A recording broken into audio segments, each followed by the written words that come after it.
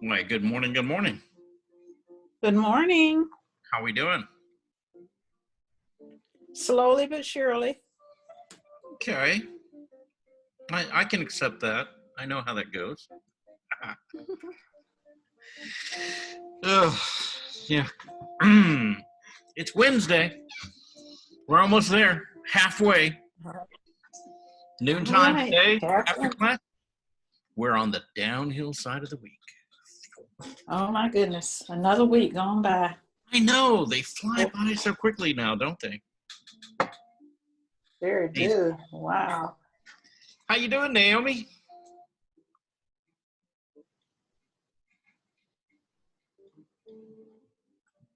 Hello, Naomi. Morning. How you doing? Good morning. Good. Good. Good. Glad to hear it. My air conditioning broke. Oh, well, that's not good. It's the fan. They have to get apart. Yeah. Well, at least you had a really cool day yesterday. Yes, I was lucky. But, I'm in a house that's 50 years old. It's always something breaking. Naomi, I don't care if you're in a brand new house. That's housing. Oh, There's you always mean houses. Yeah, there's always something to do to a house. Always. That's true. Even if nothing's broken, it's like you got to cut the grass, you got to do something with the yard, you got to clean up, you got to go after a big storm like this, you got to pick up all the branches and sticks that came out of the trees yesterday and stuff. Hey, it's endless. It's just, it's a house. It's just kind But of an old one is a challenge. Yeah. Well, I'll tell you something though. I have an affinity for old houses. And the reason I always prefer old houses over pretty much so anything built, from like the 70s on, really the late 70s onward, keep it. Don't need it, don't want it, don't want to live in it. Yeah. And the reason for that is that those old houses, they were built really well, and they were built, and they were going to last. They were built to last like 100 years or more. But you have to keep them up. Yeah. Well, look, you take any structure, I don't care what it is, and you turn off the utilities and just let it sit, and it's going to deteriorate rather quickly. My house was 100 years old last year. Mm-hmm. Wow. Yeah. That's why I bought that house in Valley. It's supposedly, it's dated at 1924, but it's a mill house, and that mill was built in 1870, like 1872 or something like that. And that's when that whole community was built. So, even though on official records it's, 1924, its reality is, all those houses went up, at the time when the mill was made, because it was for the people working there. So, it's like those old houses, they're, if you maintain them, to any degree whatsoever, they're going to be there for a long time, and that's the great thing about 100-year-old houses and more, because they're solid, there's, and they're kind of, generally they're kind of bulletproof, as long as you just keep, heating and air conditioning in them, and somebody's living in them, and opening up the windows and doors and letting air in. Those houses will last a long time. Yeah, we had some builder tell us that ours was over-engineered. Mm-hmm. Well, by today's standards, geez. If your house is 100 years old, when they talk about a 2x4 or a 2x8 or a 2x10, they're talking about something that's literally 10 inches wide, or the dimension. If you go to Lowe's right now and try to buy a 2x10, you're going to get a 1 and just a little over 1.5 by about almost like 9.25. And that's what they call now a 2x10. And they don't have the same structural strength, the quality of the wood isn't there because, when they took those planks from the trees in your house, those trees were old. I mean, they were probably a good 150 to 200 years old. The trees that they're milling now are maybe 50, to get that size of plank out of them. And so they don't have the same structural strength that, the old lumber did. And it's, but hey, we got more people and we're using it up faster. So, what can we say? Anyway, well, everybody doing okay? Everybody survived the Doing storm? good. Yeah. Okay. Yeah. Yeah, doing okay. Yeah, I mean, it's just think about the contrast of waking up yesterday morning and then waking up this morning, and what the sunlight is doing. Like right now, it's like everything's aglow.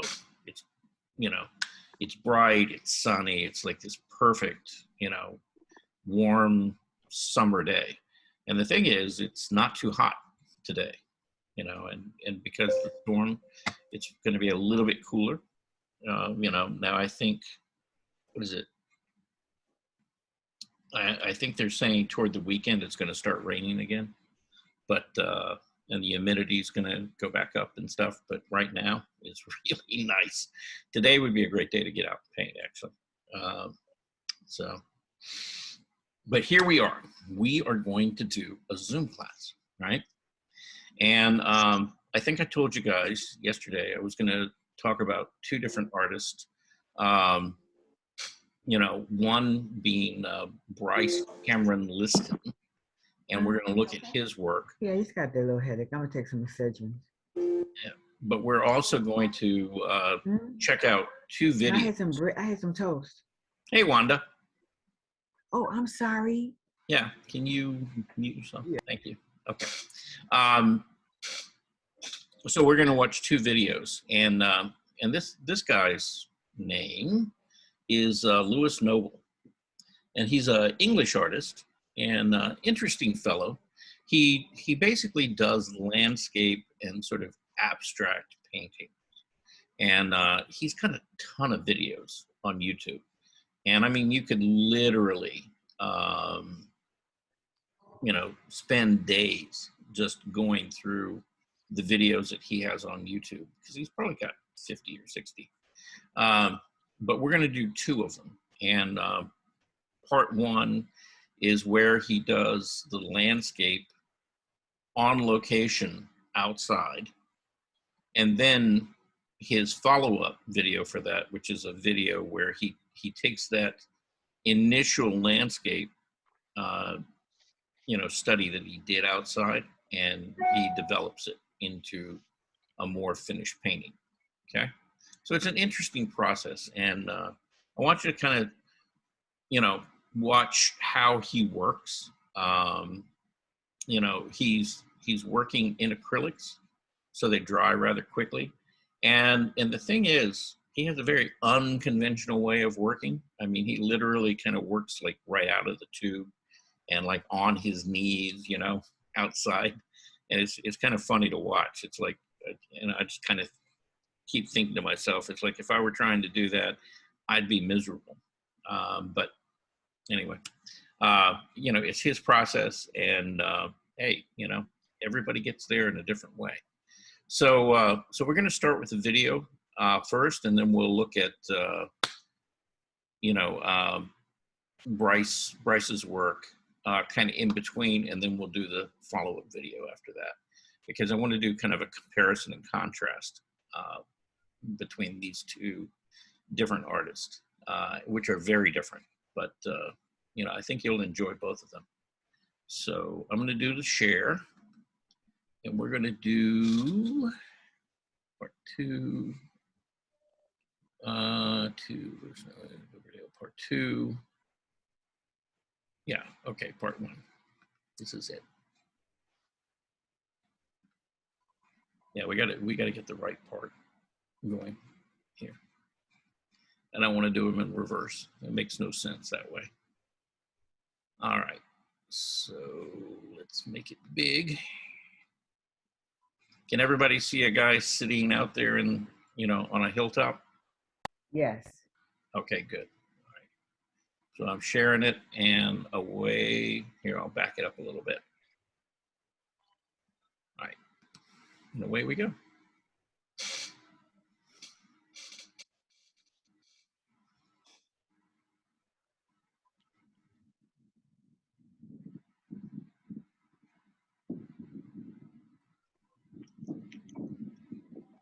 So today I've come out to do some painting at Dovedale. This is Thorpe Cloud, you can see behind me, this big pointy hill. It's a pretty famous local landscape. It's actually not too far from where I live, one of my favourite places to come and paint. It's pretty spectacular. It's a really lovely day today. It's a really nice spring day. The sun's finally come out for once. The clouds are really interesting. So hopefully I'm going to have a good session, and we'll have to see how it goes. I've got a canvas here. It's one I was working on previously, and I decided it wasn't really going anywhere, so I just put a couple of coats of acrylic gesso over the top of it to freshen it back up again, give it a nice clean surface to work on. I quite like working over half-finished painting sometimes, because they give you a bit of a uneven surface. I'll start working on them again.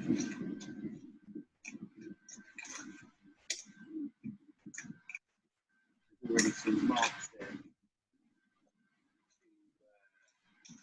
to react to be working into. It's a really nice sense of light movement. And it's a little bit windy, so the clouds are coming in over quite quickly, changing shadow. So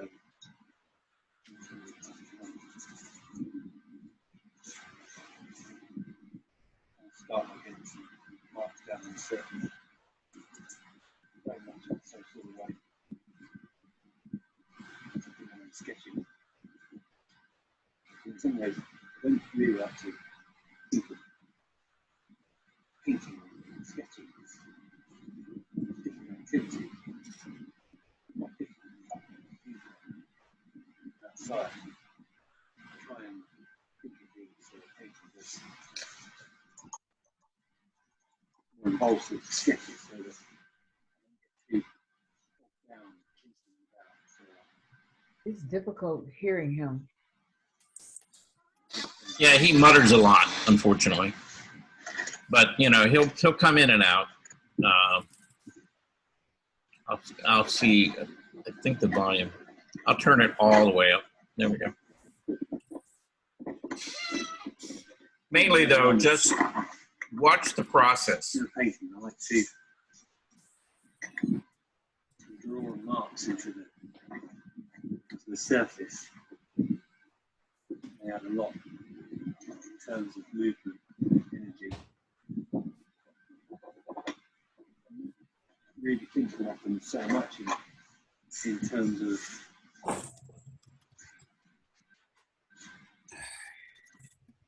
making a drawing to work into. And every time I see something out there, it's quite good just to get a mark down.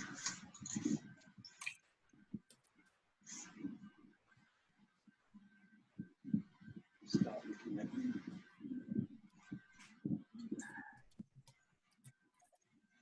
shapes and colours.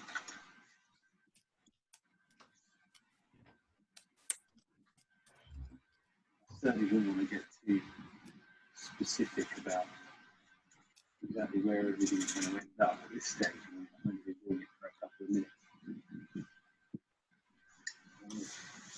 Get the flow on the surface, some unexpected sorts of results. Painting as an experiment. I think it would be incredibly boring if I knew exactly what was going to happen. I think if I knew exactly what the painting was going to look like when it's finished, I don't think there'd be any point in doing it.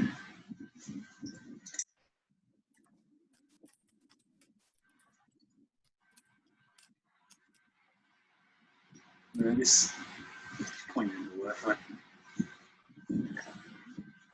want to keep it as open,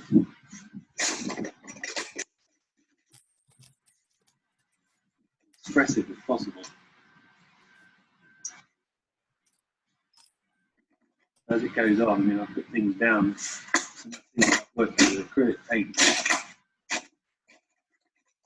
It dries so quickly, especially when it comes out with a breeze flow. These layers of paint will dry very quickly.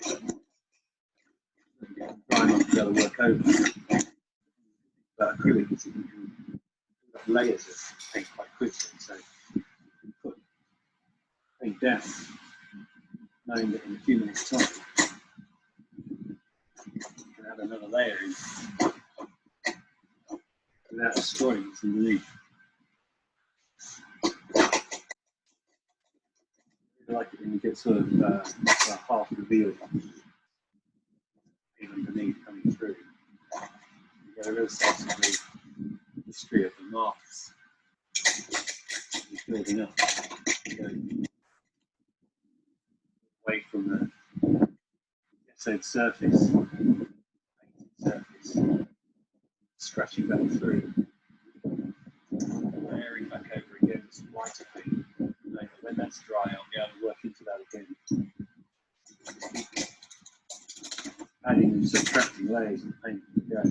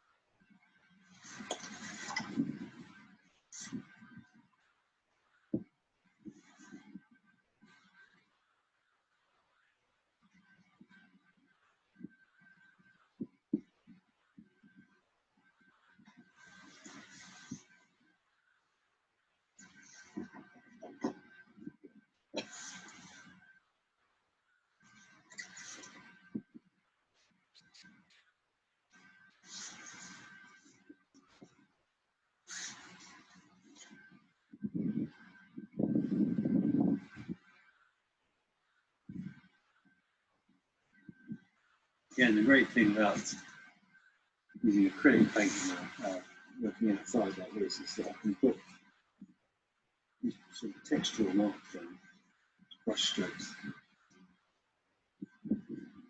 bold, knowing that in a few minutes it'll be dry enough to work over, so I can keep painting from getting stodgy in all the paint layers merging together and becoming all muddy. Nothing like this, I can always get back to a fresh light underneath. I work quite rapidly. Just kind of skimming the brush over the surface rather than really pushing it hard onto the surface, picking off the layers, colours underneath. And so I'm kind of leaving half a real bits here and there. And it all adds to it, giving the paint surface a lot of life, movement.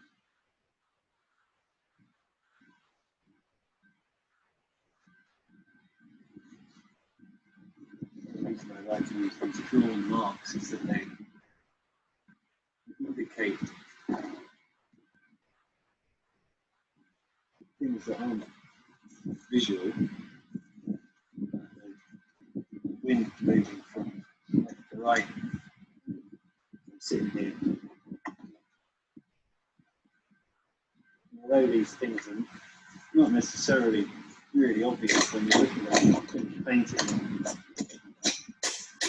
I think the sense of movement and feeling of the landscape that's alive and not static comes across. I think marks like this really help to add to that feeling.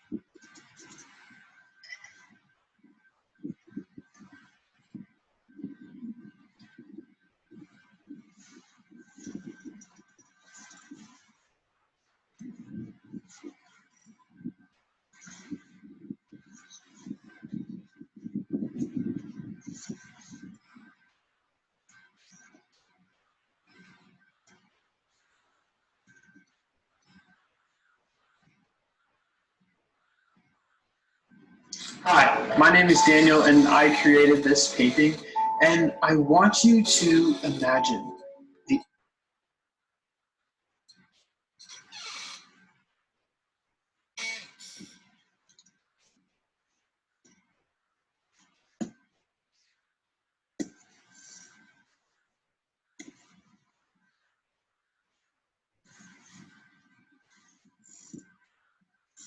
Earlier on, I was saying about how I don't want the painting to be too specific too early on.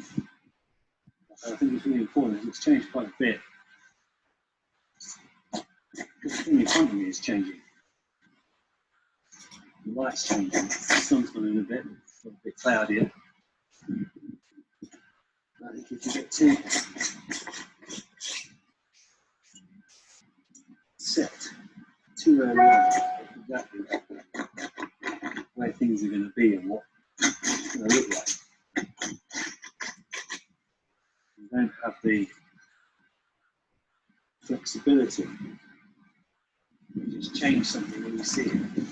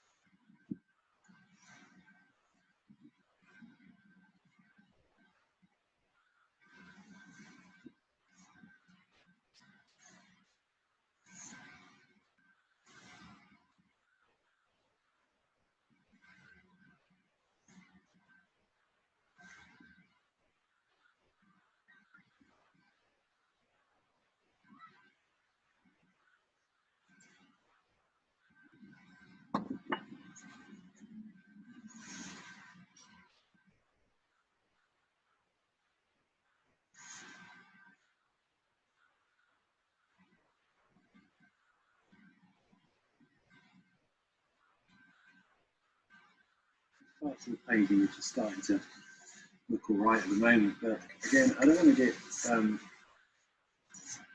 to a point where I feel that I have to keep those bits and frightened to work over them. I think there's quite a lot of this bit of the painting here which is pretty boring and searching. So I like just freshen it up. Sometimes it's quite nice to just throw something completely different in.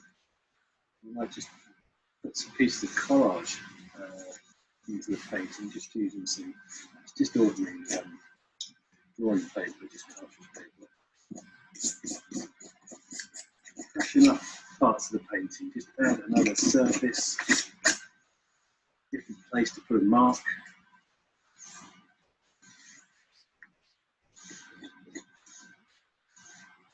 I really wanted to keep alive. And I want to work across this, what's you call the horizon, and this area between, think of as the sky part of the painting and the land part of the painting. Sometimes it's just nice to mess that up.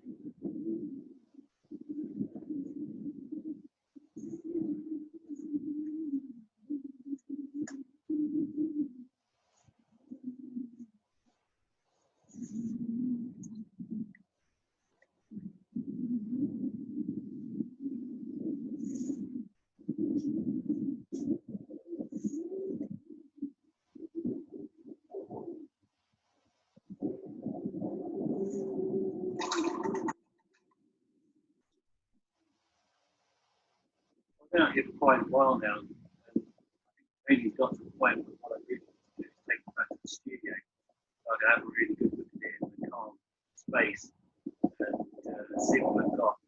Maybe it's okay, maybe I need to bring it out again and have another go at it. Maybe just need to do a bit more work on it in the studio. I often find that I never really know what I've got until I get back.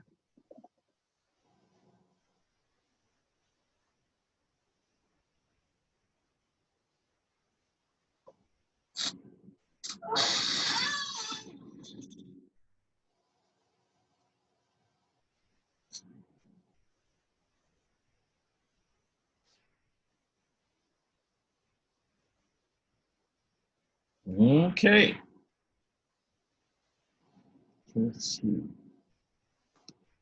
Is this guy an actual working artist or he just produces videos? No, he's a working artist.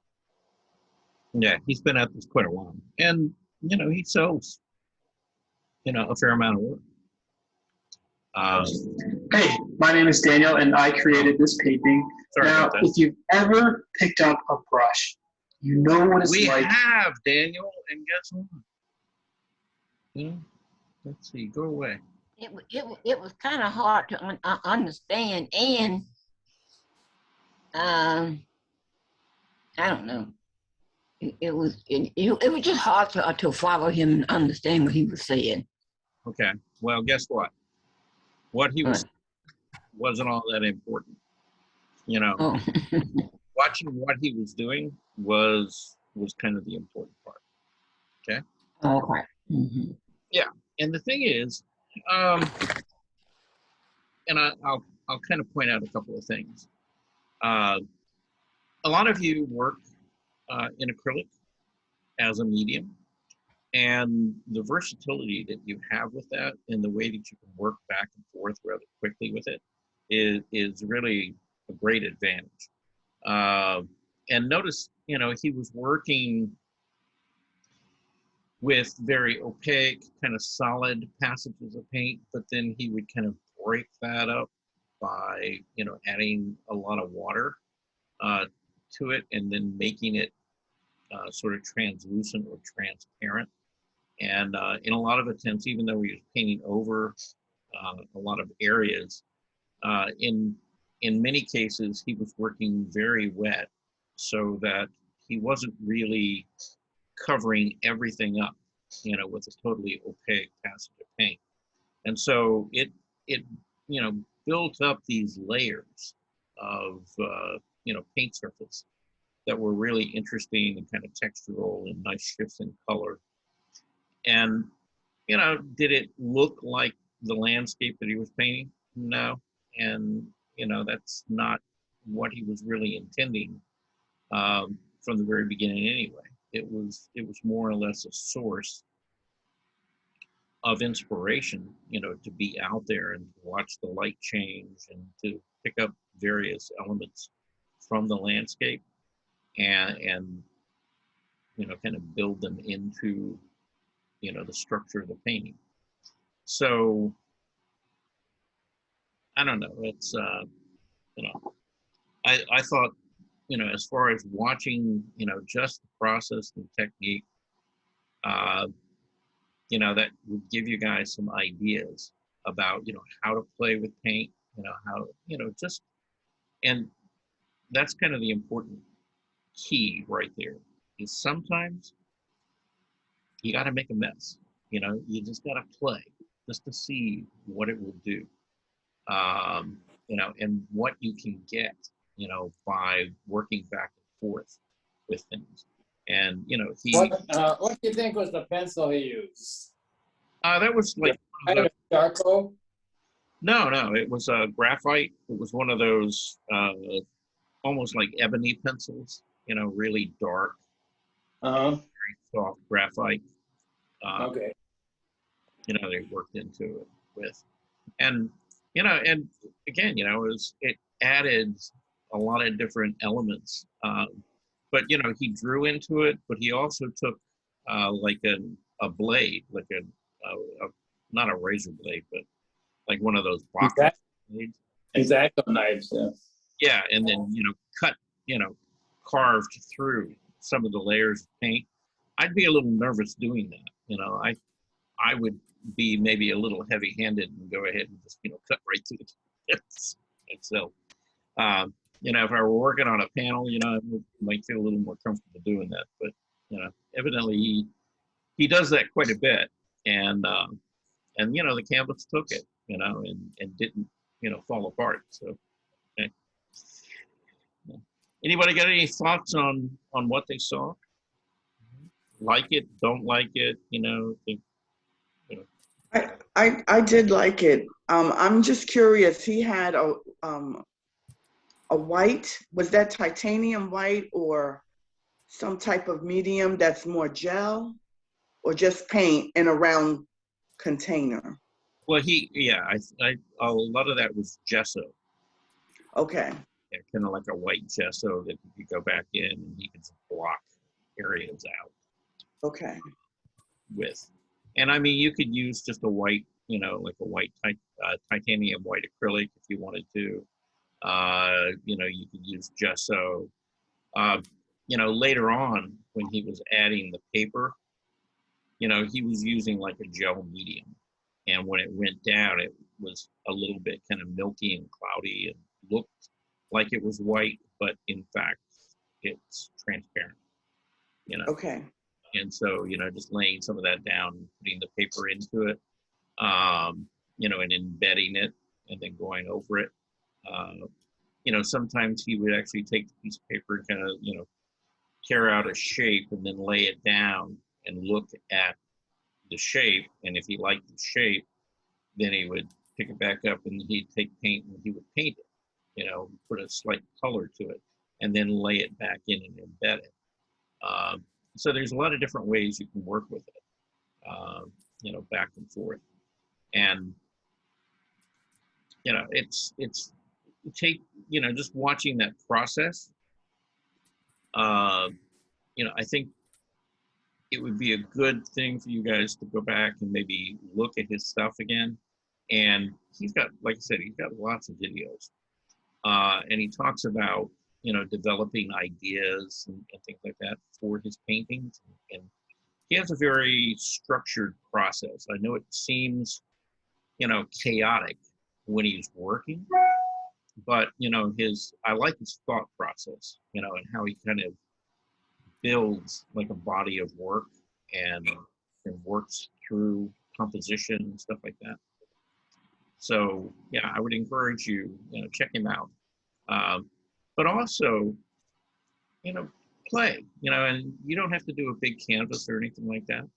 Just take, if you have some mixed media paper or something like that, I mean, even John, you're using watercolor and stuff, Right. try mixing it up with other things other than just watercolor. Maybe watercolor pencils, maybe pens, maybe, maybe if you had some acrylic paint or something like that, again. Can you use you could use charcoal too? Yeah. Powder. I have the charcoal powder. That'll be fun to work with. Yeah. Now the charcoal powder, the only thing with that is, A, it gets a little bit messy, but B, you could put that down as a ground, right? Right. Take it and kind of rub it into the paper, right? And then, or canvas or whatever you're working on, and then take an eraser or whatever and start, lifting and carving out and then drawing back into it to make stronger darks. Now the thing is, if you start working with wet media with that charcoal, then you're going to have to fix it. You have to spray it so you can keep it in place and it won't move. Oh, okay. Before you start working wet media over it. Otherwise, it's just going to dissolve and run in whatever you're laying over it. Okay. Yeah. So, experiment. Well, he just sprinkle paint on the canvas. Yeah. Dry paint. Yeah. Well, yeah, you can kind of spatter and, make all kinds of different textures and marks. You know, sometimes you saw him actually take paint, you know, directly out of the tube, and you know, just squeeze out a little bit of paint and put it directly on the canvas. You know, just use that Yeah. almost like a paintbrush. See, so you know, there's lots of different approaches to it, and yeah, and mainly I'm just trying to get you guys out of your box to just play. You know, I've seen them use stamps also, how things out of the house to stamp onto the canvas. oh yeah, Different. yeah. Yeah, I mean, you can take things like, for example, you could take like an orange or a lemon or a grapefruit, right? And then, you know, just use it like a stamp, you know, if you cut it in half or a quarter or whatever, and then you basically stamp it into your paint and then transfer it, you know, to your surface. And you get really interesting organic looking marks that way. Some people use leaves and flowers and things like that in the same way. I mean, you can do that with almost anything. You know, I've seen artists work with just blocks of wood of various sizes and then use stamp, you know, and they'll literally paint with those blocks of wood by, you know, just stamping it in a color and putting it down on the canvas. And you know, where they overlap and build, you know, layers of color and stuff can be really interesting. So there's lots of different ways of doing this. So, like I said, I just want to kind of encourage you guys to, you know, try new things. You know, don't just keep trying to do the same old thing over and over again. All right. Anybody else got anything to say about it? Bernice, you're quiet. How come? And we hadn't heard. I thought I was the first one that spoke. We're talking about you know, that he was hard to hear, and you were talking about that wasn't the important thing. I was the first one that spoke. You know? Yeah. Well, it's, you know, I mean, you know, he had a lot of things going against him as far as the audio on that, because you know, you're outdoors and blowing, and, you know, and you know, I had watched that video a couple of times, and there's parts of it, you know, you're not going to be able to make out what he's talking about. You know, he's got a couple of things. You know, he's got the wind blowing. He's English. Yeah. He's got an accent, and you know, all of that. And we're trying to listen to it, and you know, trying to decipher it and figure out what he's talking about. But really, honestly, you know, it's like in watching that a couple of times, I got more out of just watching the process than I did anything that he really said out of that. And you know, a lot of times when you're watching an artist paint, you know, that's really all you need to do. Is you just need to watch what they do, you know, and what they're working with, to pick up a couple of good ideas, you know, that you know, different things that you could try, you know, rather than just, you know, the same old routine of, you know, using the brush or the palette knife or whatever you use in making marks and mixing colors and things like that. So anyway, so we're gonna take an immediate 90-degree turn, right, and go off in a whole totally different direction. Okay. So like I said, you know, this guy's name was Louis Noble, and you know, well worth looking at. And we'll go back a little bit later, you know, today, and we'll look at the second part where he goes back into the studio and he's actually working, you know, with the piece again, and you know, trying to develop it and go further with it. Okay. But before we do that, I want to introduce you to another artist, and this artist's name is Bryce, B-R-Y-C-E, Cameron, C-A-M-R-O-N, Liston, L-I-S-T-O-N. All right, and I think you'll really like his work. I think he's a little bit younger than me. You know, I think he's probably in his like late 40s, early 50s. But he does some really, really phenomenal figurative work, and very representational, very kind of romantic feeling. And I just want to take a little bit of time, and I want to, introduce you to him and have you look at his work. And then I want to talk a little bit about kind of his approach and technique, because it's a little more in line with what I do. And so he's somebody that I've been kind of watching and following for a while. And this painting in particular, I saw just recently. He had posted it on Facebook, and I guess I'm going to kind of open this up by asking you guys, what do you think of this painting? Anybody? Looks like a photograph. It's very soft. Yeah. Do you think it looks like a photograph, Naomi? It looks like Looks like a photorealism. photograph to me. Yes, it does. The dress certainly couldn't be a photograph. It looks like photorealism to me. Really? Mm-hmm. Yeah. No, I would disagree. Yeah, I would. I don't think it's around the face area. It looks more photographed, but the rest of it is Yeah, soft, that's totally. what I see it too. Yeah, the face. Yeah, but the rest of it is very softly painted. You can tell. Photorealism deals with paintings that look like they're photographs. Well, it looks like the subject. Okay, now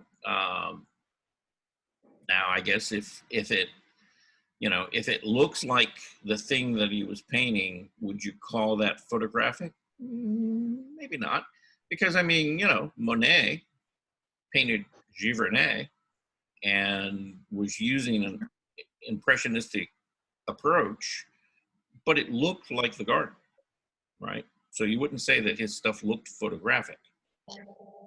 And yeah, I would kind of say, yeah, this doesn't really look photographic. If you look at it, it's very true to what it is. It looks like paint.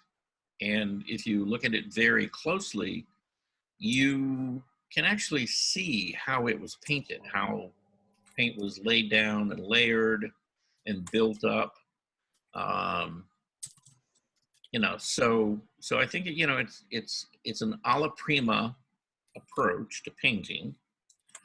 He's not using a lot of glazes and very kind of tricky, sophisticated approaches to this. It's pretty much so mixing color and value and putting it down. And I'm going to blow this up a little bit. So maybe, hopefully we can see a little bit of the brushwork. So if you look at the surface, okay, and just look at the hand, for example, okay? Now, that doesn't look like a photograph of a hand, does it? Anybody? No. Yeah, and you start looking at how it was constructed. Charles, today I'll be leaving it. Okay, that's Jackie. And you could kind of tell, how he built that hand. He basically, drew it out with a brush, laid in his darks initially. And then he went back into it with, these darker sort of like, middle darks and mid-tones. And then he finished off, by going over with these, cooler mixtures of light, and layered the paint, one paint stroke on top of another. And he didn't even really take a lot of time to go back in and like soften and blend, one thing into another. It's pretty much so just laid on there, and rather loosely. But he went through a very specific process, building up, from dark to light, these layers of paint, to build a range of flesh tones. You know, same thing's true with the dress. See? You know, generally started off with maybe a little bit darker value, and then, you know, built the lighter passages of color on top. See, you know, building up the form. See, you know, always thinking about, you know, turning that form. And, you know, we talk about, you know, the steps in value and also in temperature, right? You know, everything has a warm side and a cool side. See, if you look over in here, kind of this nice orange sort of color, and then it transitions over to kind of like a purple, you know, red violet. So between orange and red violet, which is cooler? Anybody have an idea?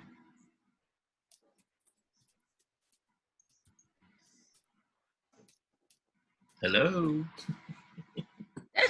We're still here. Yeah. Does anybody have an idea? Okay, between orange and red violet, which is cooler in temperature? Cool. Cooler. Red The violet. Pardon? Out. Red The violet. red. Yeah, Red the, No, violet. red wouldn't be a cooler, would it? yeah, red violet would be cooler than orange because it's got blue in it. Yeah. Okay. Now, you know, would you call red violet a cool color? Well, not generally. I mean, it depends on what you do, right? Right. Like, for example, if this red violet is next to this blue, the blue is much cooler, right? Yes. But in comparison to the orange, it's cooler than the orange, see? And it's also darker in value. And notice, you see the steps as he moves around that arm?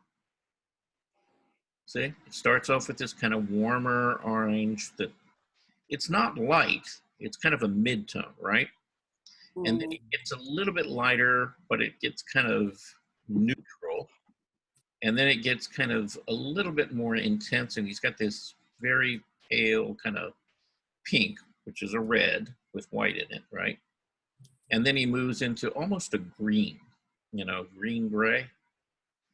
And then from there into the red violet. So there's 5 steps, see? In changing color and temperature as he moves across.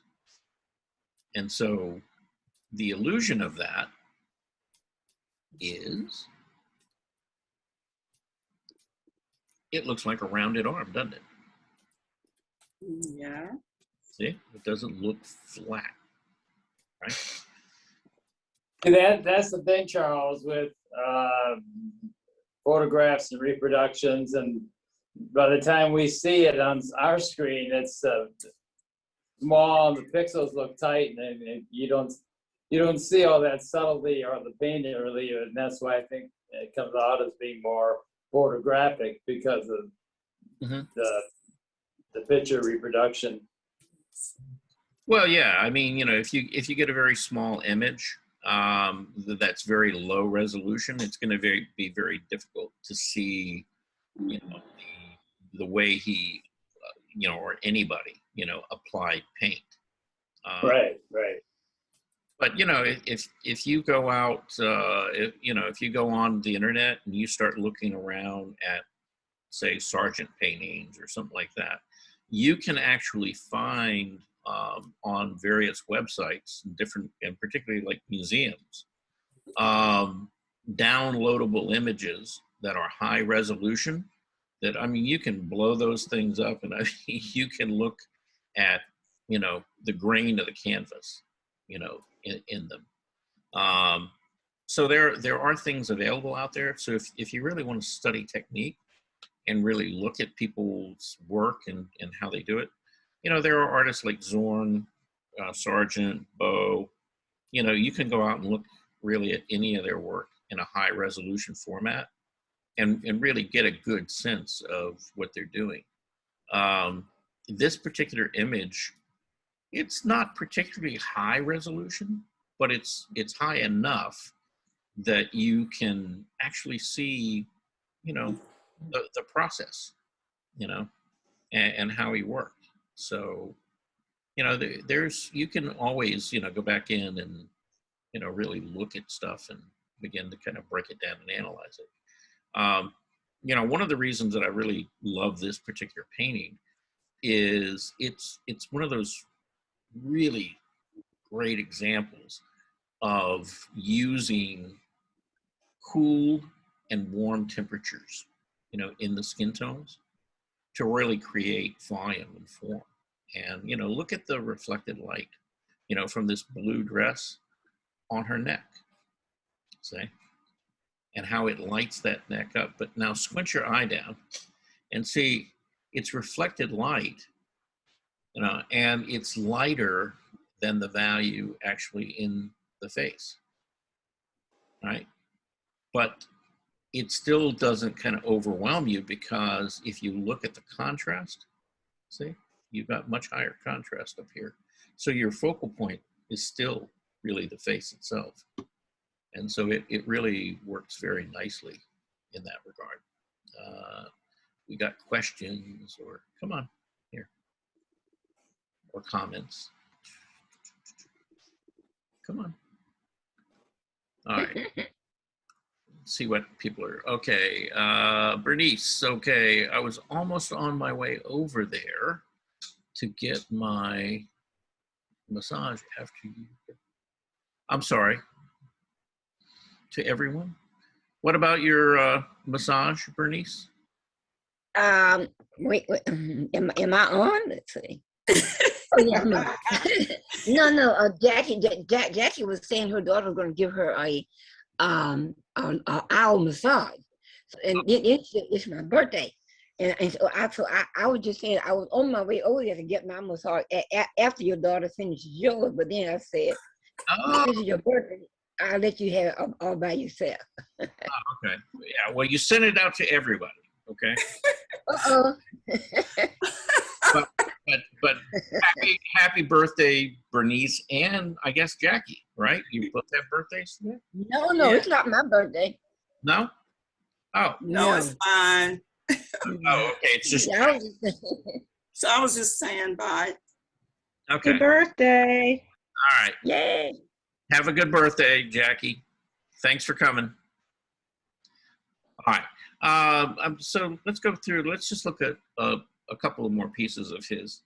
And, you know, again, you know, he would be worth, you know, taking your time and really looking up and really looking at what he does as far as the way he uses color, composition, you know, value. Well, I like that picture. I love that picture. Uh-huh. Yeah. Mm. Yeah. I mean, he has a beautiful way of capturing light, or this sense of light on objects. You know, and he does a lot of figurative stuff, but, you know, he also does, you know, you wouldn't really call them portraits, but, you know, kind of these slice of lives. Yeah, but just a real nice sense of light and contrast, brushwork. You know, I mean, he's, you know, if you want to kind of emulate someone as far as, you know, brushwork and color and everything. Let me see the heavier woman in, I think, kind of in the middle of the page. I'm sorry, what? Can I see the woman that I think it's in with kind of in on the middle left? I think you got right there, yeah. This one. Yeah, okay. Same thing, warm and cool, right? Mm-hmm. Mm-hmm. And look at the paint. Now this was probably painted from life. This is not a studio painting. This is kind of an alla prima from life. Mm-hmm. And look at the brushwork and how and see, you know, he has these very kind of warm flesh tones, and then in with these kind of cool grays. See, and then he hits that accent of that very warm light right in there. Mm-hmm. To really just set all of that stuff off. And look, you know, the face, you know, the face is probably the most finished part of the whole painting, right? See, so, you know, overall, you know, when you look at the overall composition and painting, where do you go? You know, you go to that face, right? But the figure is developed enough that it feels solid and that it's, you know, she's sitting there, and then he really kind of punches in that warm light to those cool shadows. See? And they're always opposite. If the light's warm, the shadows are cool. If the light is cool, the shadows are warm. See? This is another really lovely piece as well. See? Again, you know, just that little, see, and he doesn't use white. See, he uses that yellow and that orange in there just to really set that thing off. Are the sheets not white? Well, look at them very closely. I mean, there's white paint, you know, there's like, you know, titanium white or, you know, some kind of flake white or something in there in the mixture, but there's nothing that's straight white. See, it's all got a little bit of yellow or a little bit of blue or gray or purple or whatever in it. See, there's no direct white, you know, on there anywhere. And if let's go back, you know, if you look at it overall, see, the thing that really pops is not the white. It's that right in there. See? It's very light, very intense, you know, and that's, you know, that draws your eye. So you see it's much warmer. And the reason that works is that if you look at the overall temperature of everything, it's generally much cooler than this area right here. This is the warmest and lightest area of the painting.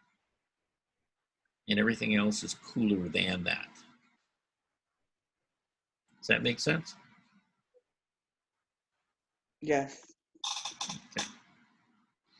So, you know, and I've been kind of pushing you guys and trying to get you to really think about not only value, I mean, value, you know, value is important. I mean, it does like 90% of all the heavy lifting.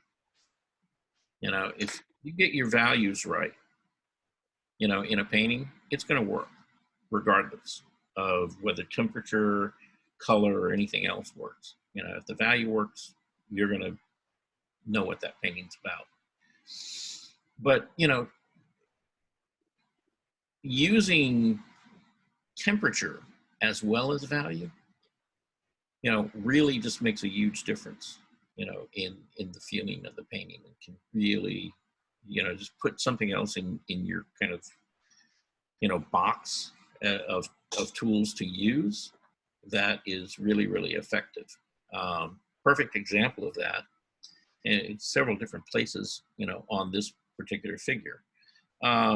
Let's just kind of look at her head, for example. I'm going to blow this way up. Okay, so look at how the color transitions, you know, from, say, the forehead over to, you know, the jawline, right?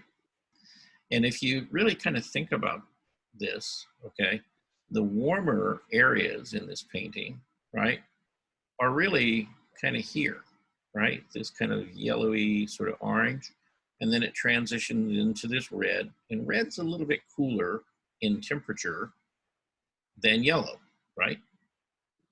And then from there, it goes into these kind of neutrals and into this kind of gray, blue, right? And so it makes, you know, it's those 5 steps right there in value and in temperature across there to really turn that and tell you that her head is really kind of a rounded form rather than something that's flat. Got that? You can see it again, you know, in the shoulder, say, you know, moving in this direction, right? It looks like that ball, you know, that, what was it, Garen, I want to say it's Garen Baker painted, you know, that we watched the other day. See, that's that ball right there. Okay. Same thing, you know, like here on the hip, right? See, starting from the edge here across, see, it's that ball.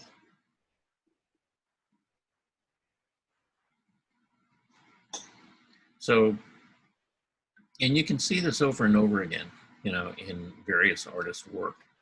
But, you know, some people are very, very good at using not only value, but temperature. And it really makes a huge difference in your work. Yeah. I mean, that piece, for example.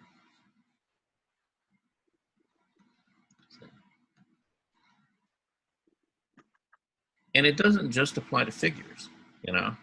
I mean, you can see it, I think, more clearly on figures than you can, say, flowers or, you know, a lot of still lives and things like that. But the same ideas and principles apply, whether you're painting a portrait, whether you're painting a figure, whether you're painting a flower, piece of fruit, doesn't matter. Yeah, it's all the same thing.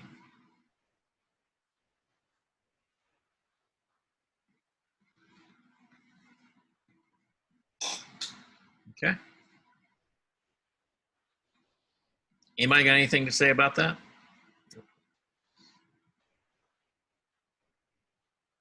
You guys are quiet. Did you guys have your coffee this morning?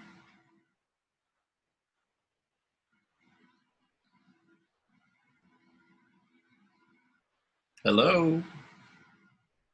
Am I here? We're here. I don't know, you know, I don't hear anybody. Talk to me. Yes.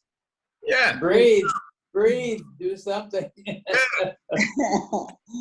Is there life out there on the planet? Yes. Almost. Almost? Okay. God, I hope there is. Jeez. No, I agree. It's like you were saying right now, and you said the other day too. It's the same principles of shape and value and apply, whether it be a ball or a face or a shoulder. It's the same principles. Yeah. Yeah, it's the same thing over and over and over again. You know, and I'll say it like 10,000 times. It's the same thing. You know.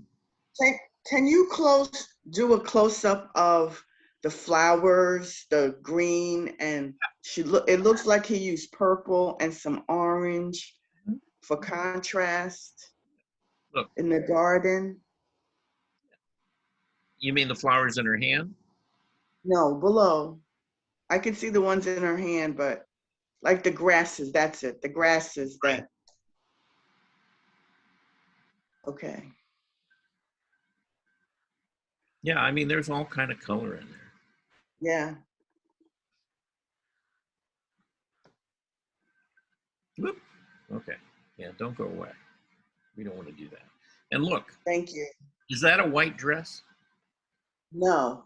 It seems that he used you know, orange and the greens and the violets in there too, which would be red, a little red. Mm-hmm. Yeah. Yeah. But even this that's very, very light, that's not straight white, you know? No. It's white, and it looks like he kind of drug maybe like a little bit of like yellow into it, you know, just to heighten it, just to pop it, just a little, you know, because white by itself, Eric Rhodes was talking about it just the other day about, you know, how putting white into the painting, and particularly like titanium white, a lot of times can make your color feel kind of chalky, right? Mm-hmm. And so by just adding just a little touch of orange into the mixture of white, or a little bit of yellow, or some just a little tiny touch of color into that white, changes that temperature, because the temperature of white by itself is cold. It's not cool. It's not warm. It's cold. And about the only time that you would use white is really for a light source, or maybe if you wanted to use it as like a really high note in like a snow scene, you might use straight white. And that's about the only time. See? Is this an artist's attempt to de-emphasize the white part, because we know that that skirt is probably white, to de-emphasize it so that your focus goes to another part of the painting? Because Well, the flowers are quite bright, but I just wondered, is this an attempt at an optical illusion for art? well, it's more of where is the light and where is the shadow? See? So, you know, he has lighter values on the lit side of the dress. On the shadow side, you know, you take any piece of quote unquote white fabric and wrap it around a form, and on the shadow side, it's not going to be white, you know, and even on the white side or the lit side of it, it's not going to be white.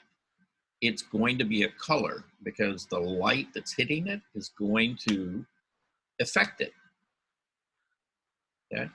The only thing that's going to be straight white ever is a light source.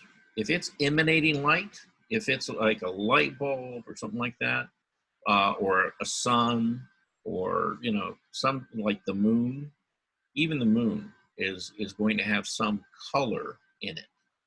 It's almost, yeah, I keep saying this, it's like you almost never add just straight white to anything, you know, on your painting. It's never just a spot of white. Even like a highlight in the eye, which is very light, almost always has a color in it. See, a little bit of yellow, a little bit of orange, a little bit of red, you know, could be blue, you know, depending again on the temperature of the light. You're not just going to use white to put that highlight on there. It's going to just have a little influence of some other color. If you don't do that, if you don't add just that little bit of color to it, then what's going to happen is it's going to stand out and not harmonize with the rest of the painting because the temperature is so radically different, you know, than the rest of the painting, and it just kind of sticks out like a sore thumb. So if I was asked to describe the outfit of the little girl that was walking in the garden, I would say she had on a purple top and a white skirt. Yeah. So yes, we call it white at the time, but it's not. See. You know, so she had on a not white skirt. Well, okay. No, what I'm saying in reality, in life, okay? When you look at a white piece of paper, okay, you're not seeing white. If you held a white piece like this, like I have an envelope, okay, I don't know if you're here. I'm going to just stop the sharing for a moment. Okay? It looked white to me. Okay, look, I have a white envelope, okay, and look, I'm putting it next to my face. Do you see any white on my face? No. Because even like the light colored in my beard, stuff like that, is a value of gray. Even this envelope is not truly white. Yeah, it's looking a little Looks blue. like it to me. It looks blue, kind of bluish, you know. Right.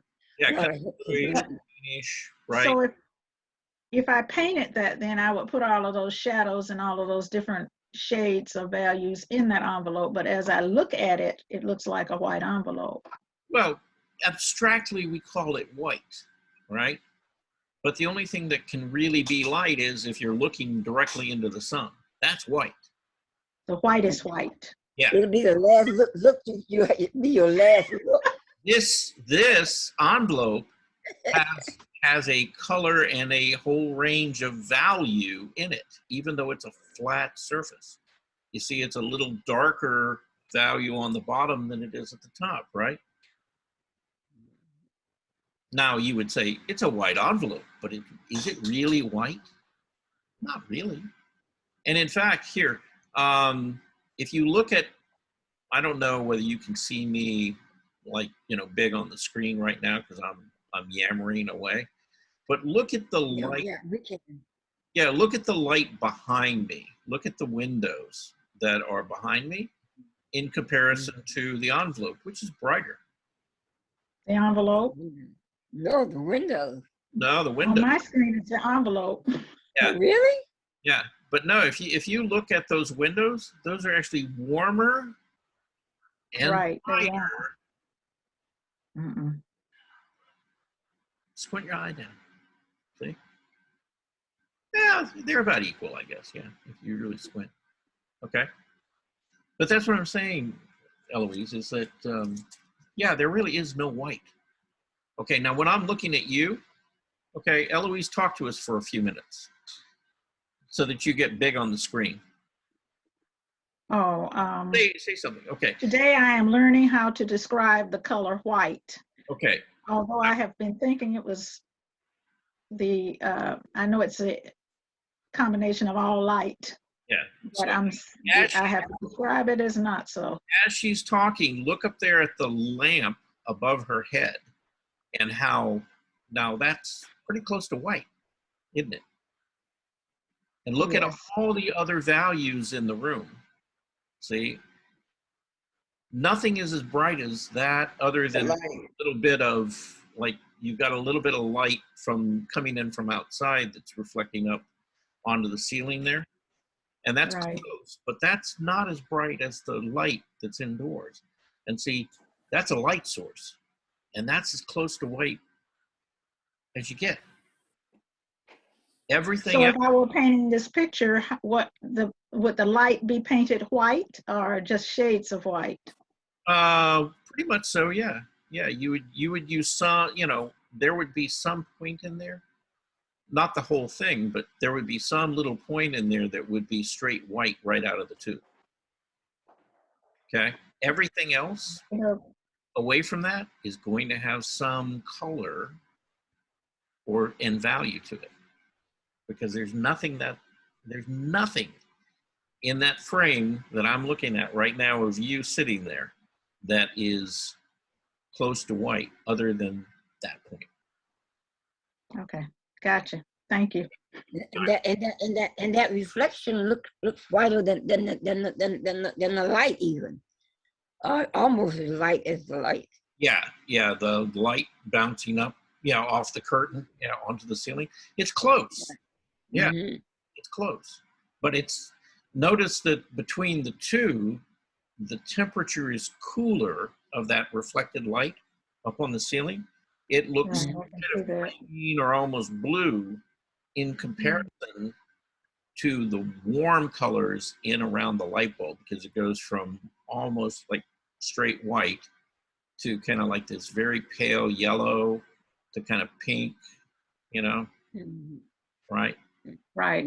Where the light right over your head, which is that reflected light coming from outside, kind of starts off and it's got just maybe a little bit of either kind of like almost like a green, like a very kind of yellowy green, and then it goes kind of into pink and then kind of purple and blue, as it moves away from the center, right?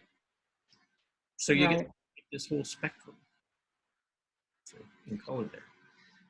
And that's... Okay, thanks for clearing it up. Pardon? Thanks for clearing that up. Yeah. Well, I mean, this is an ongoing discussion, that we have all the time.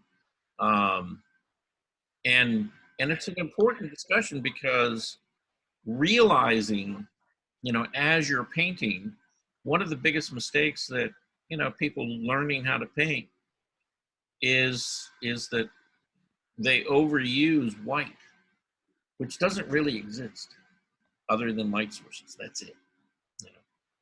And if you learn how to put a little bit of color in those light mixtures, and you need white, as a paint, as a pigment to make lighter values, but you don't, you almost never use straight white, you know.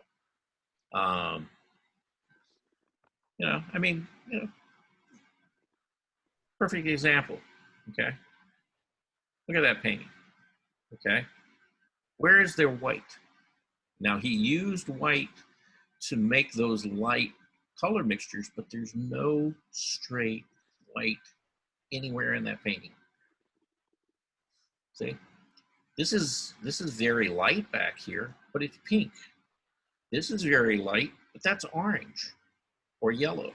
See? There's light blues, light greens. So there's those colors mixed with white to make a lighter value. There's no straight white.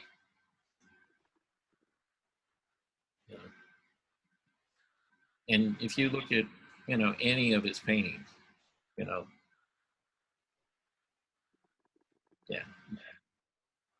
you won't find any straight, white right out of the tube, just plop down there. It won't be there. Look, this whole piece of fabric is grays, pinks, violets, greens, yellows, there's every possible color in there, right? So it's a value and it's a color. And, next time you look at a white piece of fabric and you're thinking about trying to paint it, think about, what colors do you really see there? And, I sent you guys out some tools, right? I sent you out a sheet and it had something on there called a color isolator, right? And you were supposed to print it out. And what it is, it's a gray square and you were supposed to cut a hole, a small hole right in the center. You did? Yeah, I did. Oh, yes. Oh, yes. When did you send that to me? Oh, long time ago. Yeah, last year sometime. Oh. Right. And you were supposed to print it out, and then you're supposed to cut that little hole in the center. And, that is one of the most useful tools because you can take that gray card, you can hold up and look through that little hole. If you think that something is a particular color, hold that over it and really look at it and really notice how different the color is than what you thought it was. See? And it's really a very handy tool in seeing color and value. Now you can buy them, you can buy them online, you can buy them at Blick or any of the art stores. But I sent you one out, it was just a homemade, and you could do it with any piece of paper, just take it down to Kinko's or somewhere and have that file printed and then, cut it out, and then keep it in your studio because you can use You it. send it out again? Yeah, I can send it out again. That would be great. Yeah, it's not a problem. Okay, we're always happy to do that. And it also had a value scale. It also had a color wheel on it. It was all there on the same document. So yeah, I'll be happy to send it again. And that way, hopefully, you guys will start using some of this stuff and really, looking at it. All right. It's 11:28. Let me see. How long is this video? Well, yeah, it's a 26-minute video. So that's going to put us a little bit over. That's okay. All right. So I'm going to play the second video of this guy, Louis Noble. Now, it's the same painting, and he's back in the studio, and he's kind of reevaluating, where to go from here. Okay. So I'm going to share this, and you guys get to see the second part of it. See?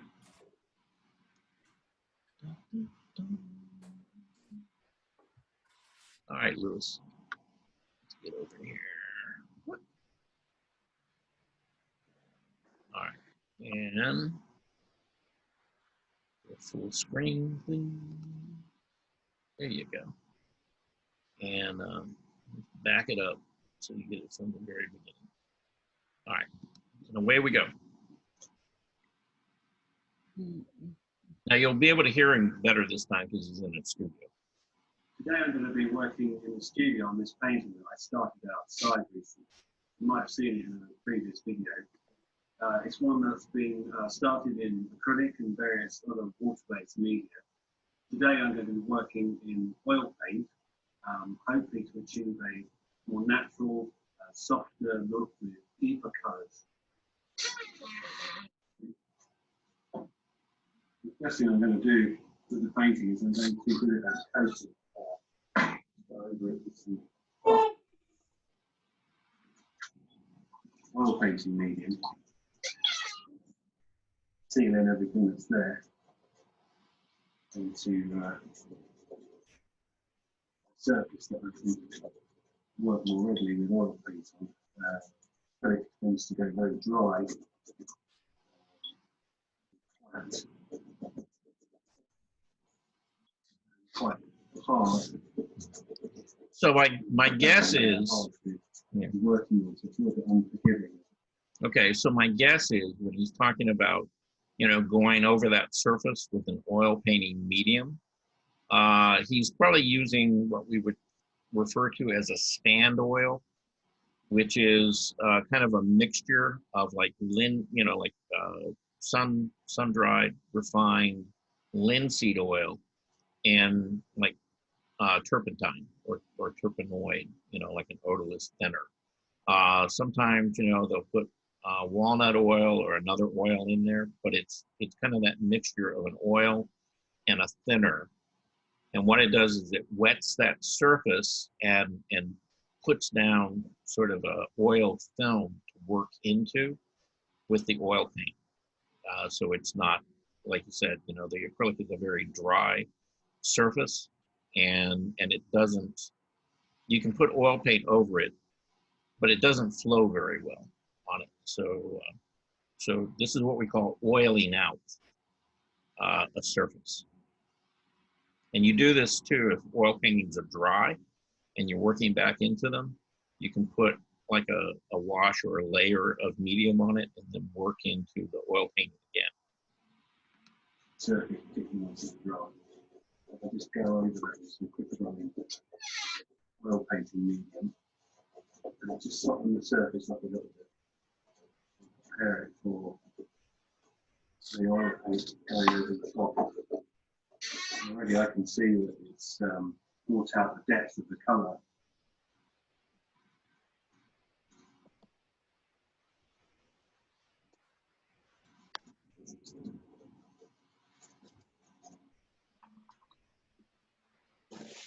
Although some of the things you do at this point of the painting can seem quite terrifying, a little bit drastic, because of the increased drying time of oil paint rather than acrylic or any kind of water-based paint. There's not really very much I can do to the painting that's going to be permanent. I don't want it to be. I have to leave it to dry overnight, really. Before I got to a point where I was going to be in real trouble about having to remove things that I didn't want there. In fact, going over areas of the painting which I've got an awful lot, this is kind of like the sky area up here. I've gone over that with this burnt sienna, some of this sap green mixed with a little bit of black. What I really want with that is to be able to find all the little marks and grooves and scratches, and brush strokes that I did that have hardened into the acrylic paint. And I really want to be able to start working back through and find all those really interesting marks again. And with a slightly darker paint that I put over the top of this darker oil paint, it will go into all those little grooves and marks. and really bring them out and make them even more interesting.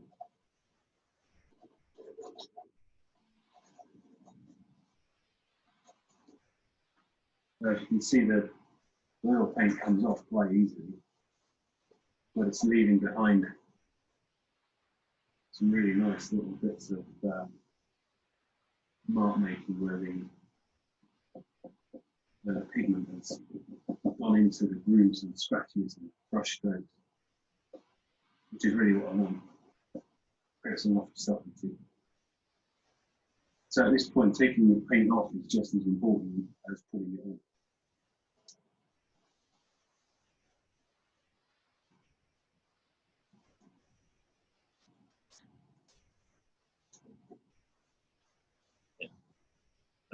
Another way of referring to that technique is called staining.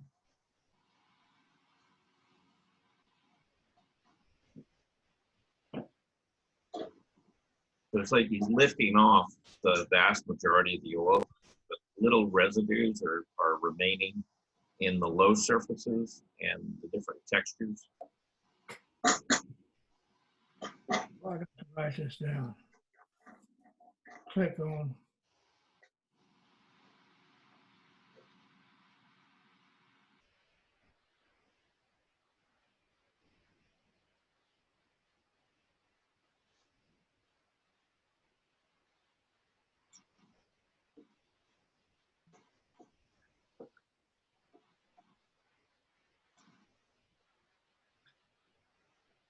I'm not really trying to drastically change the painting. I only really start working with the oil paint like this once I feel like the painting has become more or less resolved. I don't want to be going in and really radically changing where things are and position of different parts of the painting. I'm really just trying to bring out what's already there, create a bit of subtlety.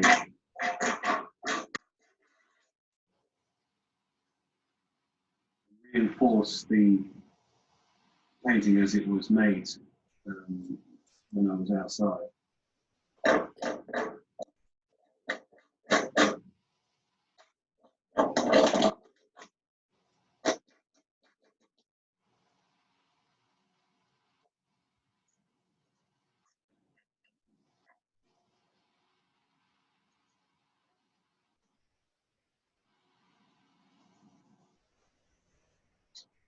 Adding just a little bit of white spirit.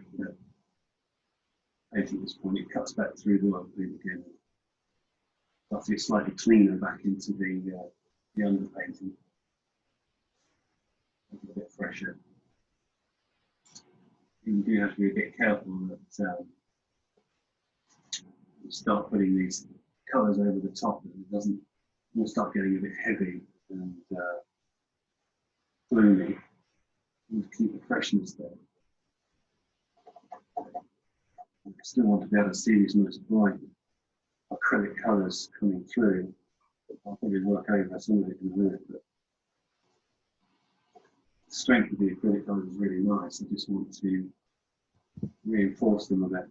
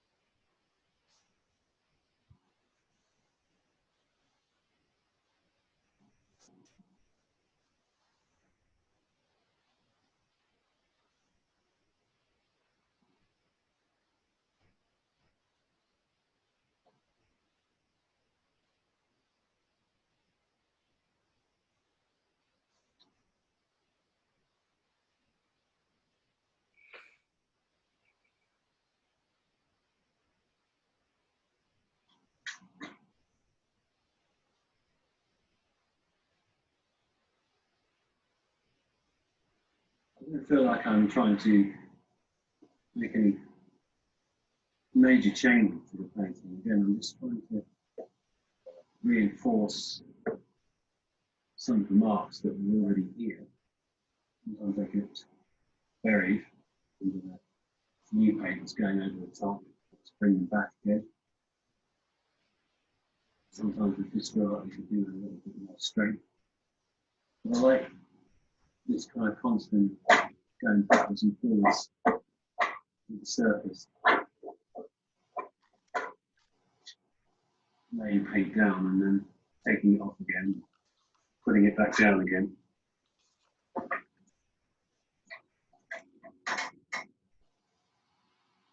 I feel that it creates a kind of history in the marks.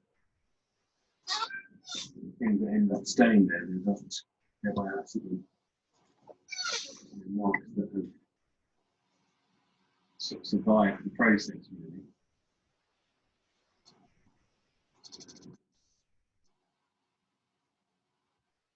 Ingrained into the surface of the painting and not superficial.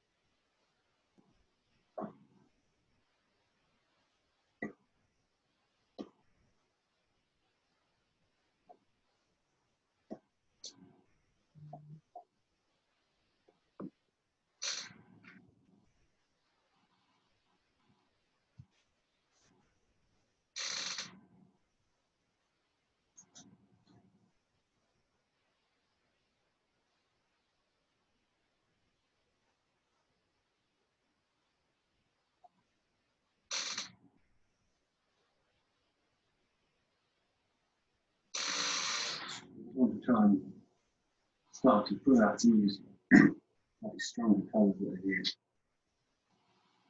Using quite a similar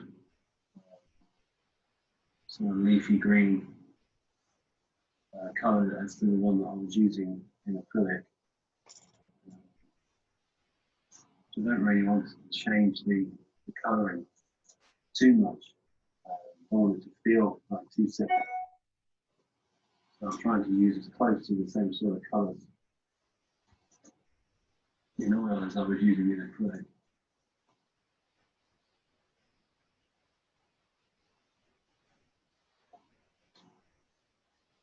And again, just reinforcing some of the things that are already there.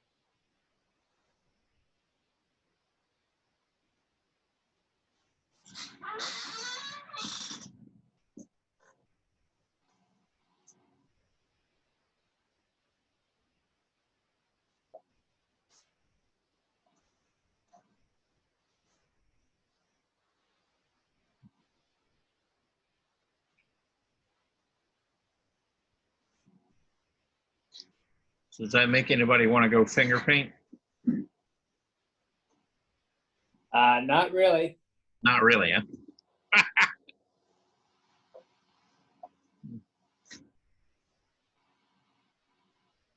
Come on, John, where's your sense of adventure? Well, that's very true.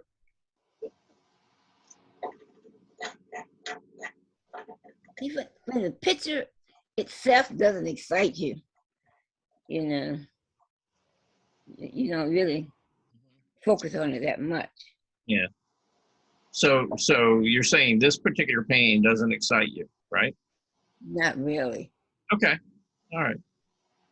Well, and you know,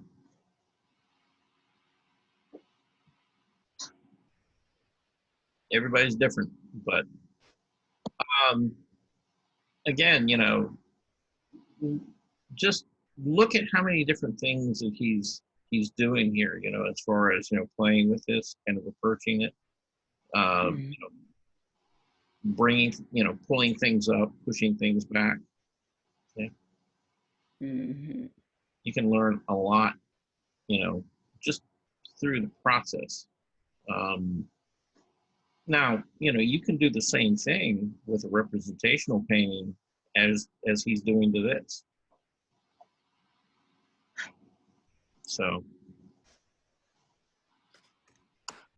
No, I think it's really amazing what he's doing from when he's brought it in to where it is now. It's just I like what he's doing to it. I don't like the picture itself, but I like the technique.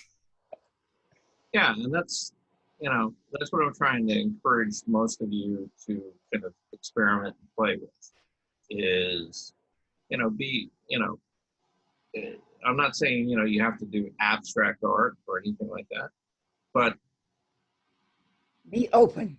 Yeah, just be open to different ways that you can use media and how you can, you know, use different media sometimes to really build up and create, you know, really interesting paint surfaces and approaches and techniques. Doesn't matter what the subject is, you know, I mean, whether you were doing a figure or a portrait or a still life, you know, you can use these processes and these techniques in all of them. So.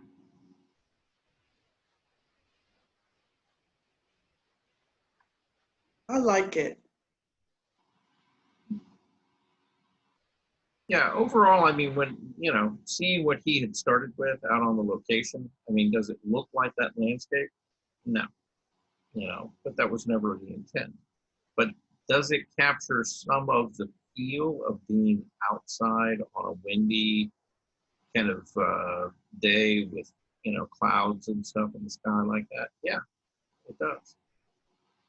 You know, it has the kind of emotional feel of that landscape, though it's not really a direct representation of it. So.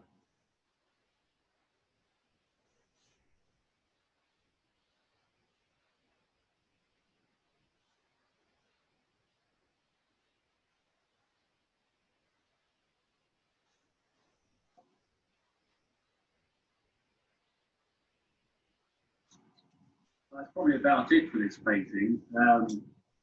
What I'll have to do is I'll let it sit for a little bit and come back to it tomorrow and have a look at it and see if I feel like it needs any more adding to it. Maybe not. So that's the way it goes with these sorts of paintings. You just have to keep trying and seeing what happens, really. I'm hoping it's done. Yeah, just take a look at the surface on that, though, and the change in color and value. It's a nice paint surface, you know, it's really interesting. So. Really is. It was really different than when you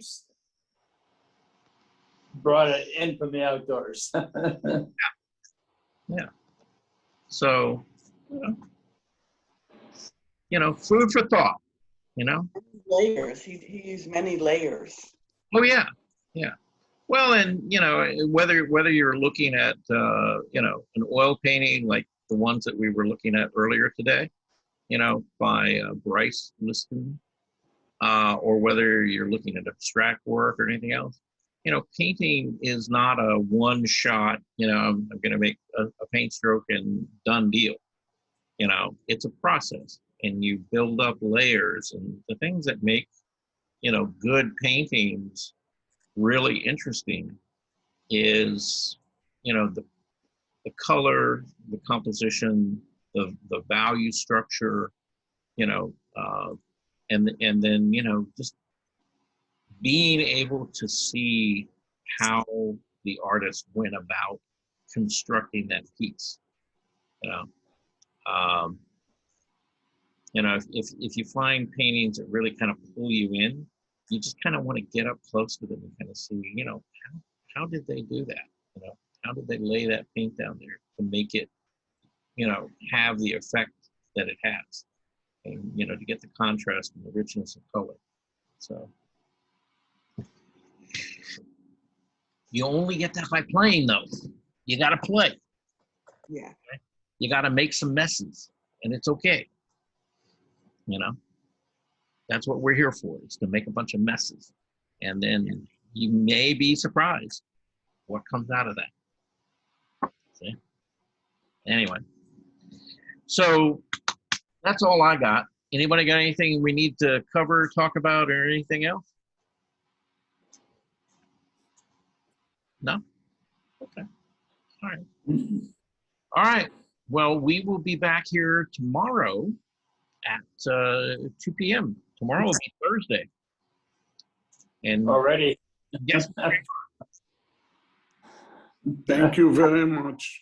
we're on the downhill side, man, of the week. Okay. Yep. You're sliding into the weekend. Here we go. So, Yeah. all right. So in the meantime, you still got a couple of days. Get a little bit of paint, you know, play, you know, get some color out, you know, spatter some stuff, you know, get some paint on your shoes or something like that, you know. Yeah, make a bit of a mess. Okay, let's see what you can do. All right. All right. Thank you very much. Thank you. See you all. Bye-bye. Thank you all for coming. We'll catch you tomorrow. Okay.